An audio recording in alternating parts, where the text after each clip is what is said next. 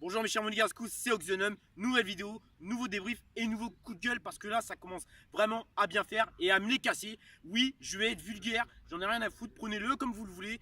Dites que je suis en footix, dites qu'il faut que j'aille supporter le PSG, Amiens, Lille, Lyon, tout ce que vous voulez. J'en ai strictement rien à foutre et je m'en bats les couilles. Oui, je suis vulgaire et alors?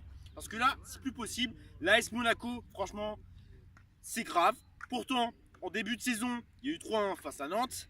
Et là, je sais pas, ça commence mal. On recommence mal. Si c'est plus possible, on n'a pas envie de jouer. Le seul match où on avait envie de jouer, auquel j'ai vu, c'était Atlético Madrid face à Monaco. Là, je sais pas, j'ai pas compris. Vous avez bien joué. Et là, on vous entend miauler, on vous voit miauler, faire les chats.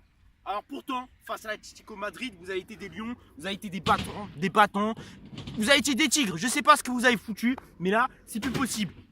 Là, je vous explique. L'AS Monaco, vous voyez l'AS Monaco qui commence mal, la Ligue 1, c'est comme une femme sans nichon. Bah vous êtes pareil, l'AS Monaco. Vous êtes une femme sans nichon. Voilà. C'est pas possible, ça commence vraiment à me casser les couilles. Parce que là, je sais pas. Je sais pas. Lille, match nul. Bordeaux, on a perdu. Le match nul. Et là, maintenant, nouveau match nul, c'est face à Nîmes. Et aussi le match nul face à Toulouse. Bon, je vais débriefer le match.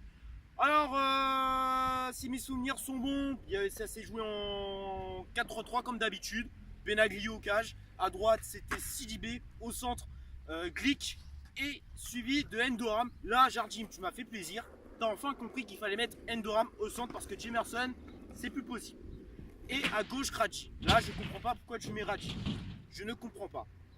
Au milieu, c'était Aïd Benasser, Yuri Chimats, suivi de. Ah, je sais plus, il y avait qui. Ouais, je sais plus. Mais de toute façon, ouais, c'était un match à oublier, ça c'est sûr. Et offensivement, Sofiane Diop, Mboula et Falcao. Alors, oui, concernant la LFP, je suis aussi énervé contre la LFP parce que tout simplement, on avait joué mardi en Ligue des Champions. Et là, il faut qu'on joue vendredi. Et d'ailleurs, il faut qu'on rejoue mardi face à Angers à 19h. Je sais pas ce que vous avez contre nous. Pourquoi vous arrangez tout le temps le PSG, Marseille et Lyon en calendrier? C'est toujours, ça arrive qu'à nous, On est toujours fatigué, c'est plus possible. Non mais là c'est casse-couille, je sais pas. Bon allez, je vais parler du match, pas de son aux choses sérieuses, revenons à nos moutons. Alors première mi-temps, bah, c'était une catastrophe. Les Nîmois nous ont dominés de A à Z, offensivement, défensivement, ils étaient à la hauteur. Là, je sais pas, il y a eu beaucoup de déchets techniques. Et là, jusqu'au coup franc de Nîmes. Et là, le buteur. Le buteur nîmois, je sais plus qui c'est. Là, franchement, comme d'habitude, la défense, toujours à la rue. Toujours. Et oui, en recrue, on n'achète jamais de défenseurs. Tout va bien. Tout va bien. Faudrait acheter la défense parce que là, j'ai l'impression que c'est une option. Là, c'est plus possible. Bon, après, il y a eu quand même du positif. Endoram, j'ai bien aimé. Pour moi, Jardim, si tu m'entends, si tu vois ce débrief, mets Endoram à la place de Jemerson. Parce que là, c'est plus possible. Ensuite, là, il y a eu de la réaction. Voilà, vers la 20e, 30e minute. Réaction. Voilà, il y a niveau occasion, on a su tirer. Mais malheureusement, on n'a pas su transformer. Jusqu'à temps que El Tigre des Colombia, Falcao, fasse un petit rush et mette le but du 1, l'égalisation. Là, ça m'a fait plaisir.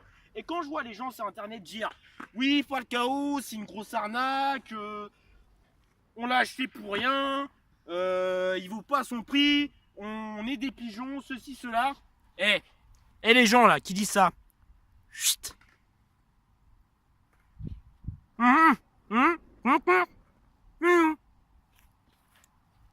Voilà.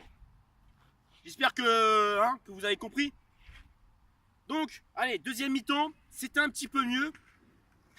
Là, les Nîmois, là, ils passaient de moins en moins. Au contraire, c'était nous qui étions plus agressifs offensivement. On était meilleurs en termes d'occasion. Et encore une fois, qu'est-ce qu'on est maladroit. Mais qu'est-ce qu'on est maladroit offensivement. Non, mais sérieux, c'est plus possible. Je sais pas. Mboula qui tente beaucoup de choses, qui tente des gris-grises et je sais pas. Là, Mboula, après, je vais pas trop le taper, il est jeune. Mais juste, Mboula, arrête de tenter des choses. Arrête de vouloir déborder, d'accélérer, de dribbler. Oh, Mboula, joue collectif. Si tu joues collectif, je t'assure, tu peux être meilleur. Mais après, tu peux dribbler, mais pas à tout moment. Pas à tout moment, cherche pas à dribbler 2-3 joueurs. Là, je sais pas, tu perds tout le temps le ballon, c'est plus possible. C'est plus possible, Mboula, va falloir que tu sortes tes foutus doigts du cul, c'est plus possible. Pourtant, tout le monde t'attend. Pourtant, t'as du potentiel. Mais tu vaux beaucoup mieux que ça. Allez, dégage ton foutu potentiel, Mboula. C'est pas normal, je sais pas. Arrête de dribbler. Arrête de dribbler, tu me fais penser à Merguezal. Bon, d'ailleurs, il est plus là. Tu me fais penser à Merguezal. Je sais pas, tu dribbles, tu te fais stopper, tu dribbles, tu te fais stopper, tu sais. Lâche ta balle un petit peu, bordel de merde.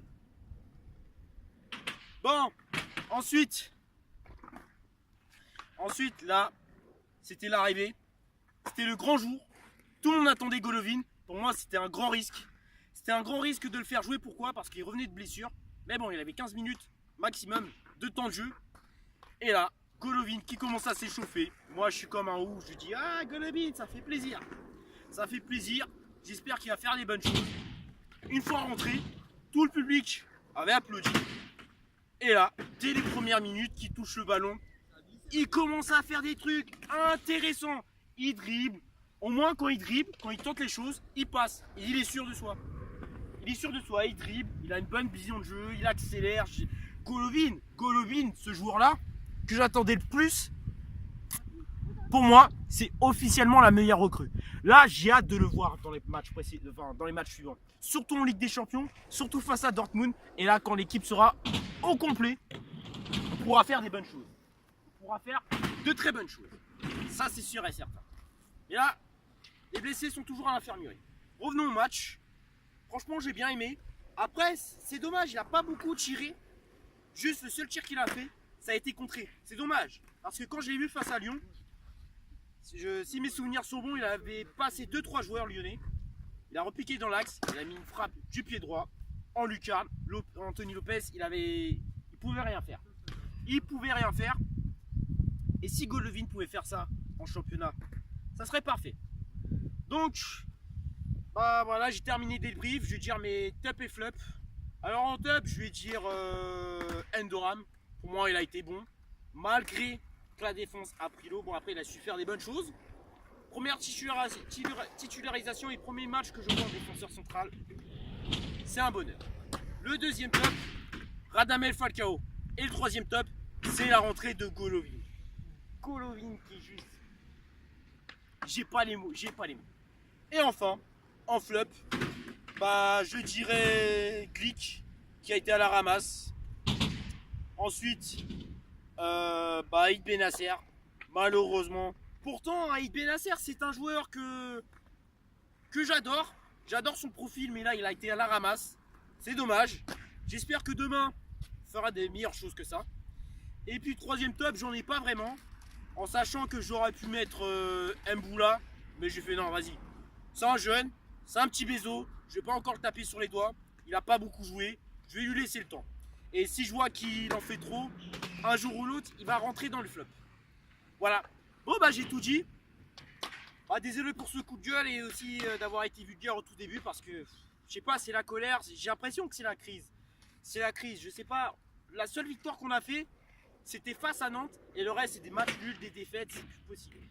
Après, la seule et unique défaite positive et que je retiens, c'est face à l'Atlético. Et pourtant, de ceux que j'ai vus, tous les matchs confondus, sauf Nantes-Monaco, j'ai pas pu malheureusement.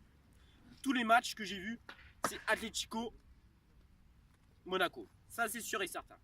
Bah voilà, j'espère que ce débrief vous aura plu. Si c'est le cas, bah, pouce bleu Mounigascou, à commenter, partager et abonnez-vous. N'hésitez pas à me suivre sur les réseaux sociaux. Je suis actif et ça se passe en description. Bah voilà mes chers Mounigascou, c'était Oxenum, le supporter de l'AS Monaco depuis 2003, le passionné de jeux vidéo depuis petit. Et on se dit à la prochaine pour de nouvelles vidéos. Salut et dagué Mounigou.